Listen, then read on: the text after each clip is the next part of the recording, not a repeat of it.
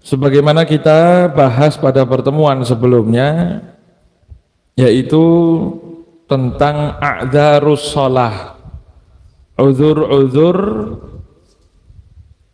yang diperbolehkan oleh syariat, dimaklumi oleh syariat ketika orang meninggalkan sholat dari waktunya, alias dihukumi tidak berdosa. Yang pertama kita bahas kemarin yaitu tentang an-naumu, yaitu tidur. Tidur yang bagaimana yang dianggap udzur oleh syariat, yaitu tidur sebelum masuknya waktu. Jadi ketika tidur belum masuk waktu, maka sampai bablas, sampai keluar dari waktu, maka tidurnya tidak dianggap dosa, dan dia meninggalkan sholatnya dianggap mempunyai uzur, sehingga selain tidak berdosa dia tetap wajib qadha, tapi qadhanya tidak harus secara langsung ya. Boleh santai, tunggu dulu sama yang lainnya, walaupun ketika ditanya mana yang lebih bagus, hak-haknya Allah itu lebih bagus untuk segera diselesaikan ya.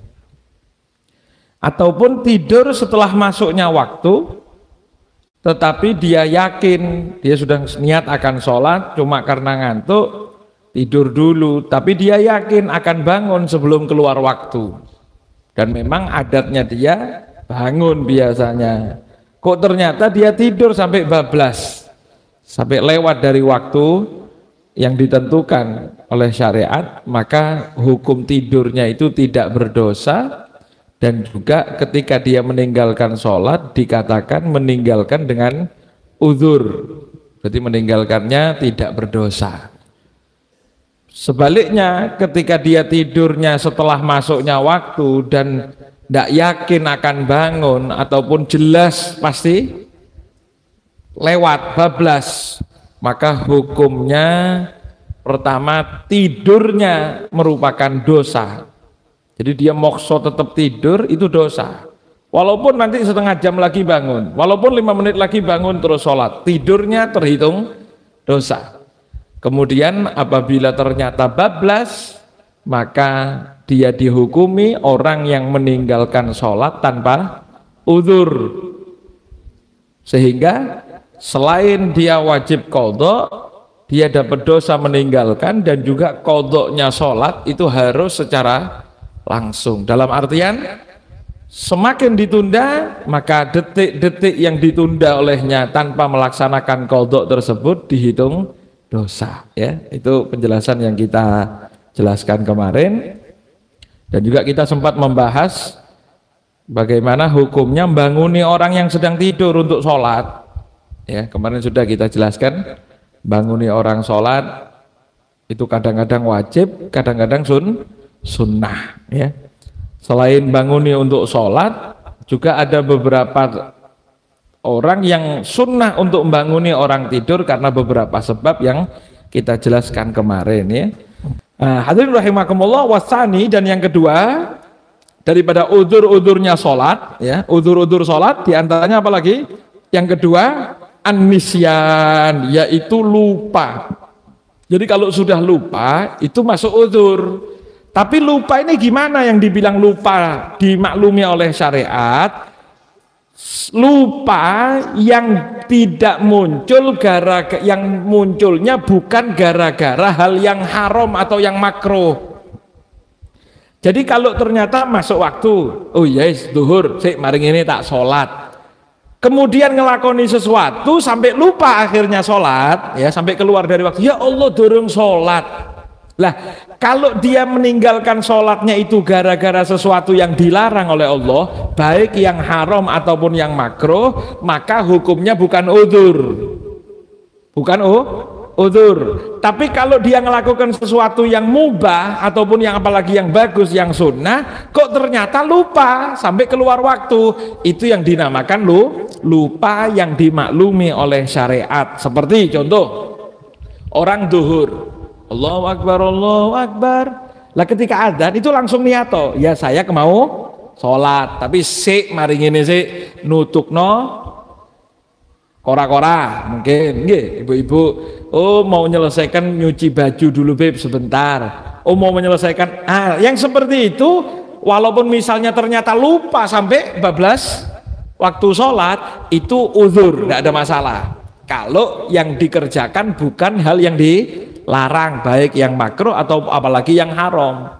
Kalau yang mubah boleh saja, seperti misalnya santri waktunya tak Allahu Akbar adzan, ya saya habis gini sholat, saya sebentar sakbab, ternyata baca asik, tapi wallahu a'lam ada benda yang seperti ini nggih.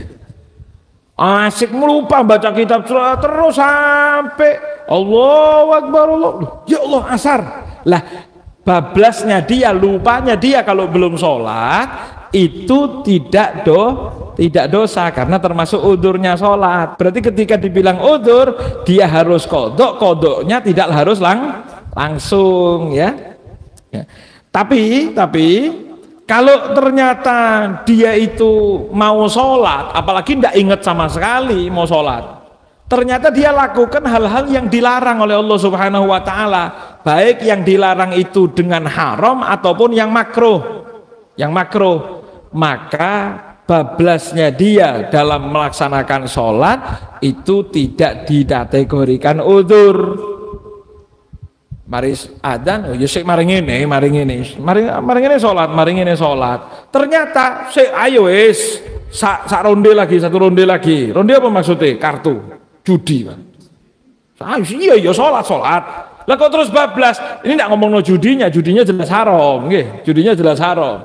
Bablasnya dia itu hukumnya haram. Ya Allah lali salat.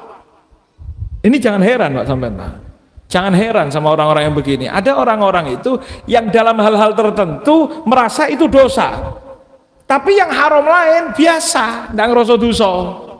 Ada orang yang gak sholat itu bingung, oh kalau minum khamr dosa itu, tapi sabung ayam wani kayak ndak dosa. Ada ndak?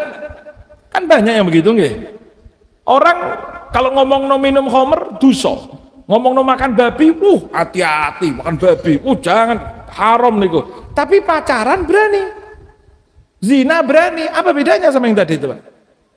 Jangan sampai tidak sholat sampean. Ngomong sama judi itu, main kartu sama uangnya. Lah yang seperti itu gimana? Itu kartunya jelas haram, kartu yang pakai uang itu jelas judi haram. Lah meninggalkannya sholat walaupun lupa, lali ya, tetap haram hukumnya. Cangkruan, ngomong no wong cangkruane. Mari ini sholat, bahas sampai ngerti, caci maki, Pak. Sak kampung diurut gibah. Kok ternyata sampai bablas asar, itu berarti dia lupanya tidak dianggap udzur oleh syariat, berarti dia langsung harus melaksanakan kodoknya, semakin ditunda semakin dosa. Ataupun yang dilakukan itu yang menyebabkan dia lupa adalah hal-hal yang makruh. Ya, seperti disebutkan oleh ulama diantaranya la'bis syatronji. Ada syatronji itu apa? Syatronji catur, main catur itu oleh ulama disebut hukumnya makruh. Sing seneng catur makruh. Caturan sing salat iya ayo sababa sampai 3 jam keluar sampai waktunya. Bagaimana? Itu makruh. Berarti dia lupanya tidak sholat, hukumnya dosa haram, dan berarti harus langsung qadha. Ataupun main game. Lah game itu semuanya itu bagaikan pisau bermata dua semuanya sebetulnya. Bisa jadi halal, bisa jadi haram. Lah kalau melalaikan sampai akhirnya sholatnya dan lain sebagainya, itu hukumnya haram. Keterusan main. Atau kalau disebut bahkan di sini kalau di kitab Ghayatul Munan disebutkan musyahadatu mubarat, seperti nonton bola. Nonton bola itu gimana? Selama tidak ada yang haram, itu disebutkan oleh ulama boleh-boleh saja. Ada yang menyebutkan makruh.